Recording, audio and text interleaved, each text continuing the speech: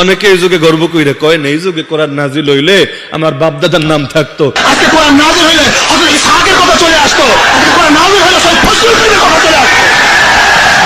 আরে পাগল, তোর বাপদাদার নাম থাকলে কি হইতো? কোরআনে তো জায়েদ রাদিয়াল্লাহু আনহু বাদে কোনো সাহাবীর নাম নাই, আবু বকর নাই, ওমর নাই, ওসমান নাই, আলী নাই, আশারায়ে মুবাশশারার কেউ নাই, আরে হাসান হুসাইন নাই, কে আছে কোরআনে? এক জায়েদ বিন সাবিত, জায়েদ বিন হারেসা বাদে একজন বাদে কেউই তো নাই কোরআনে। তো তাই বলে তাদের দাম কমে গেছে? কোরআনে ফেরাউন আছে, হামান আছে, কারুন আছে, শয়তান আছে, ইবলিস আছে, তাগুত আছে, বাতিল আছে, আবু লাহাবও আছে। তো তোর বাপেরটা থাকলে কোন ক্যাটাগরিতে যেত? ফেরাউনের ক্যাটাগরিতে না জায়েদ ক্যাটাগরিতে? কোরআনে থাকলেই কি দামি হয়ে যায় নাকি? কি মনে হয় কোরআনে থাকলেই দামি হয়ে যায়? তা আবু লাহাব বলবে আমি তো সবচাইতে দামি। এই বাতিলদের মস্তিষ্কগুলো এমন হয়।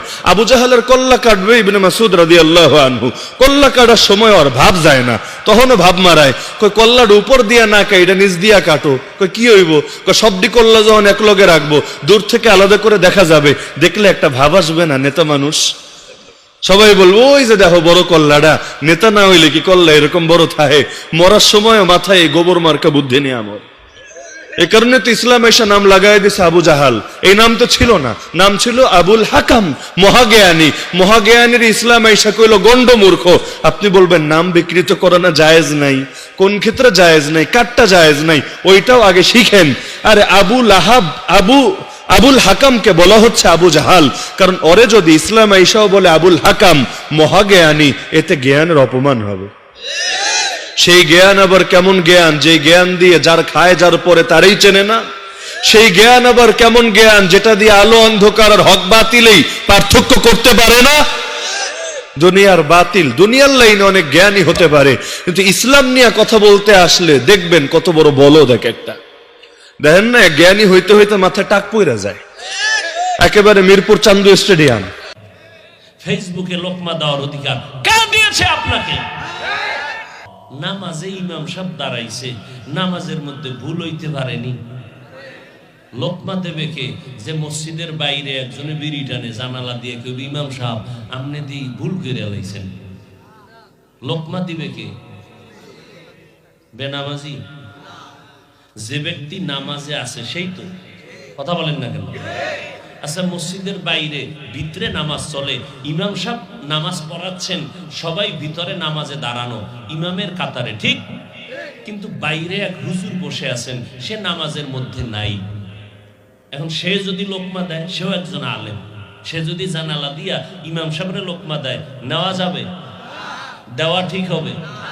তাহলে লোকমা তিনিই দিবেন যিনি ইমামের অনুসরণে নামাজের ভিতরে আছে। কথা বুঝেন নাই?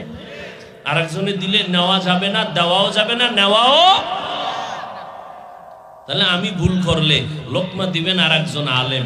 তুমি আউযুবিল্লাহ পারো না, তুমি মাত্র কাফিয়া পড়ো, তুমি লোকমা দেওয়াও বেয়াদবি, তোমার লোকমা নেওয়াও বেয়াদবি।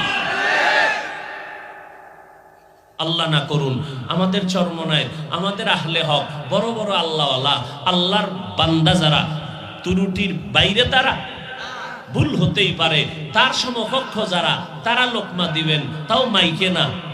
মাইকে দিবেন না, ইমাম সাহেব শুনে মতো এতটুকু আওয়াজ দিয়ে লোকমা দিবেন না, জোরে চিৎকার দিবেন যে এই মসজিদের লোকমা আর এক মসজিদ আল্লাহরা শুনবে না, ইমাম শুনে মতো আওয়াজ দিয়ে লোকমা দিবেন। কথা ঠিক না?